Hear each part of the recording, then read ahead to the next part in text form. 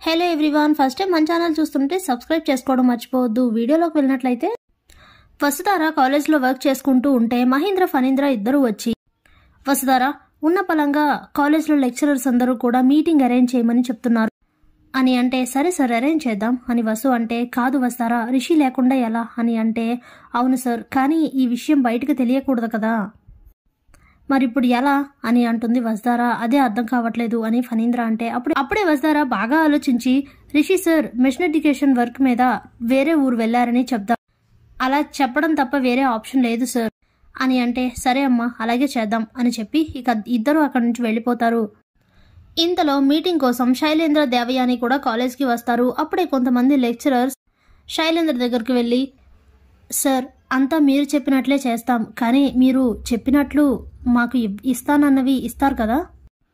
అదే సార్, జీతాలు కాకుండా ఈ కాలేజ్లో కొన్ని షేర్స్ మాకు ఇస్తా అన్నారు కదా, అందుకే దీని అంతటికీ ఒప్పుకున్నాం కదా సార్ అని అంటే, ఈ శైలేంద్ర గురించి మీకు బాగా తెలుసు కదా, మీకు ఏదైతే చెప్పానో అదంతా చేస్తాను, కానీ నేను చెప్పిన ప్లాన్లో మాత్రం ఎలాంటి తేడా రాకుండా పర్ఫెక్ట్గా అంతా జరిగిపోవాలి, మిగతాదంతా నేను చూసుకుంటాను, అలాగే మిమ్మల్ని ఎవరూ రివర్స్ అవ్వకుండా వసుధారని నేను ఆపుతాను అని అంటాడు శైలేంద్ర. సరే సార్ అని చెప్పి లెక్చరర్స్ అక్కడి నుంచి వెళ్ళిపోతారు.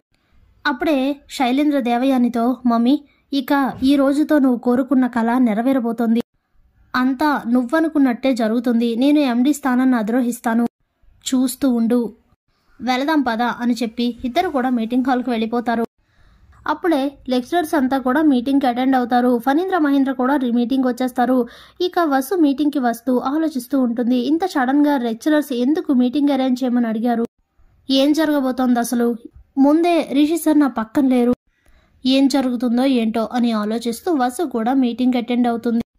అప్పుడే వసుధార అందరినీ విష్ చేస్తూ, చెప్పండి ఉన్న పలంగా మీటింగ్ అరేంజ్ చేయమని ఎందుకు అడిగారు అని అడిగితే, అప్పుడే లెక్చరర్స్, మేడం అందరూ వచ్చారు మీటింగ్కి, కానీ రిషి సార్ ఎక్కడా అని అడిగితే, రిషి సార్ అవుట్ ఆఫ్ స్టేషన్లో ఉన్నారు, మిషన్ ఎడ్యుకేషన్ పని మీద టూర్ వెళ్లారు అని వసు అంటే, ఏంటి మేడం మిషన్ ఎడ్యుకేషన్ వర్కా, అదెక్కడ రన్ అవుతుంది మన కాలేజ్లో అని అడుగుతారు లెక్చరర్స్. స్టన్ అయిపోతారు ఫణీంద్ర మహేంద్ర వసు ముగ్గురు.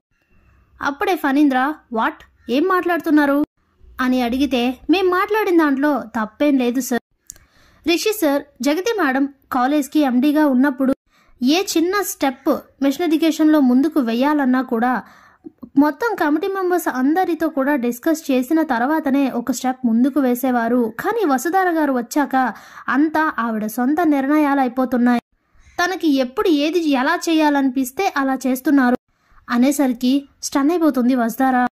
నేనేం చేశాను, ఏం చేస్తున్నా అందరితో డిస్కస్ చేస్తున్నాను కదా, మీరెందుకు అలా మాట్లాడుతున్నారు అని వసు అడిగితే, మేడం మీరు ఈ విషయంలోనే కాదు కాలేజ్లో జరిగే చాలా విషయాలపై మీరు ఇలానే చేస్తున్నారు, అంతకు ముందు మేము జీతాల కోసం అడిగితే మాకు నచ్చినప్పుడే పెంచుతామని చెప్పారు, ఇన్నాళ్ళైంది కానీ మా శాలరీస్ ఇప్పటికీ పెంచలేదు, అలాగే ఇయర్కి ఒకసారి ఇంక్రిమెంట్స్ ఇస్తారు, ఒక 1 month శాలరీ బోనస్గా ఇస్తారు, కనీసం అది కూడా ఇవ్వలేదు, రిషి సార్ ఎండీగా ఉన్నప్పుడు అన్నీ చాలా పర్ఫెక్ట్గా జరిగేవి మేడం కాలేజ్లో, మీరు ఇలా చేస్తే మాకైనా వర్క్ చేయాలని, స్టూడెంట్స్కి ఇంట్రెస్ట్గా క్లాసెస్ చెప్పాలని, అన్నింట్లో ఇంట్రెస్ట్గా మేము పార్టిసిపేట్ చేయాలని మాకు ఎలా అనిపిస్తుంది మేడం, ఎంత కాదనుకున్నా మా ప్రాబ్లమ్స్ మాకు ఉంటాయి కదా, ఏది ఏమైనా మేమంతా జీతం కోసమే పనిచేస్తున్నాం కదా మేడం, ఆ విషయం మీరు ఒక్కసారైనా ఆలోచించారా, అసలు ఈ కాలేజ్లో మమ్మల్ని ఒక లెక్చరర్స్గానే గుర్తించడం లేదు, మీరు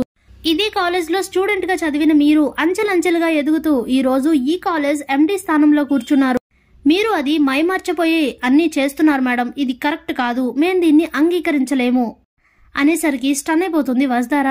మహేంద్ర ఫణీంద్ర కూడా చాలా ఫీల్ అవుతారు. ఒక్కసారిగా వసు ఛాయ్లోంచి పైకి లేచి, చూడండి సార్ మీరు చాలా ఎక్కువగా మాట్లాడుతున్నారు, నేను ఎప్పుడు ఏ పని చెయ్యాలో అప్పుడు అన్నీ పర్ఫెక్ట్గానే జరుగుతున్నాయి అని మాట్లాడుతూ ఉంటే, లేదు మేడం మీరు మాటలతో మాత్రమే ఇలా చెప్తున్నారు కానీ మీరు చేసే పనుల్లో మాకెప్పుడు అలా అనిపించడం లేదు, అందుకే మా లెక్చరర్స్ అంతా కలిపి ఒక డిమాండ్కి అయితే వచ్చాం అని అంటే, ఏంటది అని అడుగుతుంది వసుధార.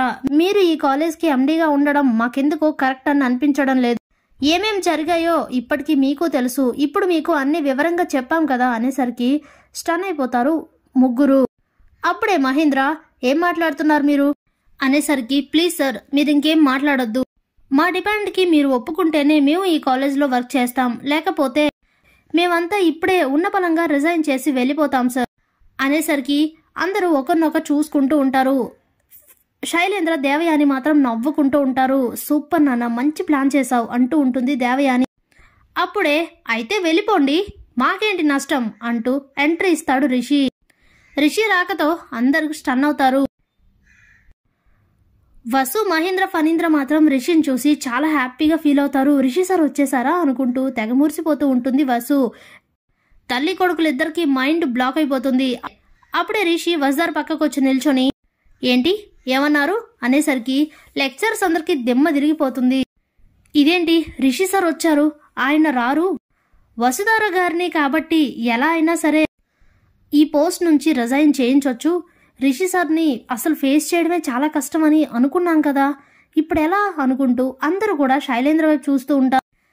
ఇంతలో రిషి మిమ్మల్నే ఏంటి మాట్లాడరు, ఇంతసేపు చాలా చెప్పారు కదా, ఇప్పుడు చెప్పండి ఒకసారి, కొత్త ఎండీ కావాలా, తను ఎండీగా ఉంటే ఏం తక్కువైంది మీకు, మంత్ స్టార్టింగ్లోనే కరెక్ట్గా శాలరీస్ పడిపోతున్నాయి, ఇంక్రిమెంట్ టైం 1 మంత్ లేట్ అయితేనే ఇన్ని క్వశ్చన్స్ వేయాలా, ఇంకేంటండి ఇంకేంటి మీకు నచ్చలేంది, మొన్న చిత్రకి జరిగింది తెలుసు కదా, తనని ఆ పరిస్థితి నుంచి సేవ్ చేసింది ఎవరు, వసుధార కాదా, ఫండ్స్ లేక ఆగిపోయిన మిషన్ ఎడ్యుకేషన్ని మళ్ళీ రన్ చేస్తున్నది ఎవరు, వసుధార కాదా, అమ్మ చనిపోయిన తర్వాత ఈ కాలేజ్కి ఎండీ లేక సరిగ్గా కాలేజ్ రన్ అవ్వకపోతే అప్పుడున్న పెండింగ్ వర్క్ అంతా కంప్లీట్ చేసింది ఎవరు, వసుధార కాదా, ఆ పెండింగ్ వర్క్ మొత్తాన్ని కాలేజ్ లెక్చరర్స్ అందరూ కలిపి షేర్ చేసుకొని చేయాల్సిన వర్క్ ని తనొక్కతే చేసింది.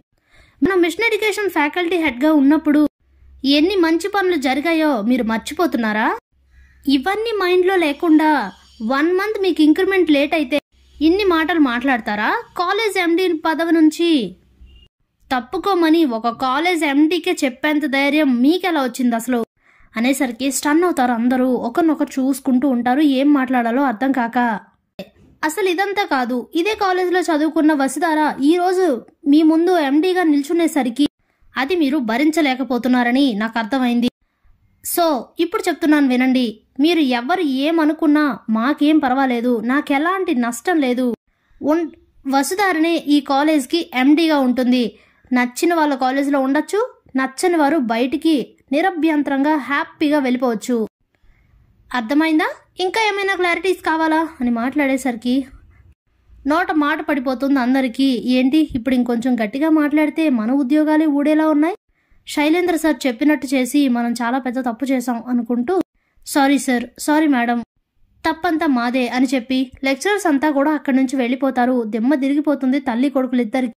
అప్పుడే అందరూ రిషితో మాట్లాడుతూ ఉంటారు. రిషి ఏమైపోయావు ఇన్ని రోజులు అని ఫణీంద్ర మహేంద్ర మాట్లాడుతూ ఉంటే అదంతా తర్వాత చెప్తాను పెద్దనాన్న, ముందు ఇంటికి వెళ్దాం పదండి అని చెప్పి అందరూ అక్కడి నుంచి వెళ్ళిపోతారు. Thanks for watching.